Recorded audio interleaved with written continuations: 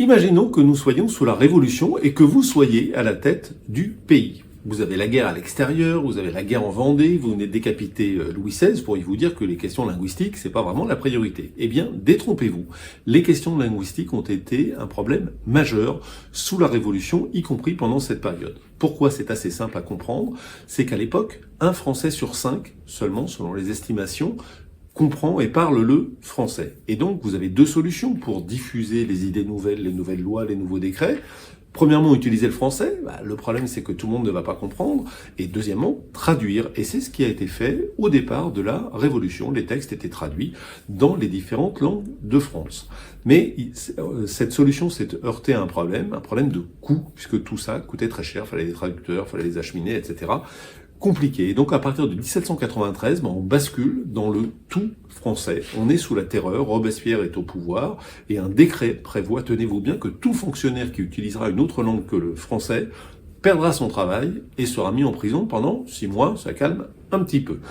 Très bien, reconnaissons que cette mesure a été prise pour des questions d'argent d'une part, mais aussi pour des raisons nobles. Notamment, on estimait que c'était un moyen de favoriser l'unité nationale. Quelqu'un comme Barrère, par exemple, qui était un révolutionnaire influent, considérait que la diversité des langues, il appelait ça des idiomes, des dialectes, etc., menaçait l'unité nationale.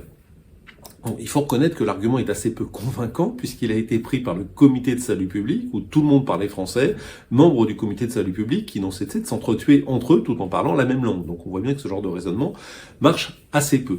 Deuxième argument, l'égalité. Le raisonnement était le suivant. Avant, le français était réservé à une certaine élite aristocrate qui se servait de sa maîtrise du français pour se garder les meilleures places, avoir un privilège. Et donc, en diffusant le français dans l'ensemble de la population, on allait rendre les citoyens égaux devant l'accès aux meilleurs postes.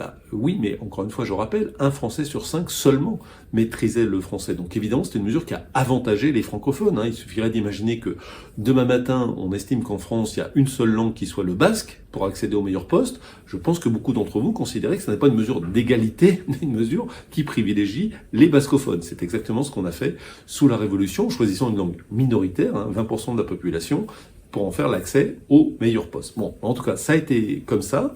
Et j'avais eu la chance une fois de rencontrer Alain Ray, l'ancien patron du Petit Robert, qui m'avait donné cette formule que je réutilise souvent parce qu'elle me paraît juste. Il m'avait dit, politiquement, la Révolution a prétendu donner la parole au peuple, linguistiquement, elle l'a donnée à la bourgeoisie parisienne. Plus de détails, comme d'habitude, sur la version écrite de la lettre d'information de l'Express sur le bout des langues.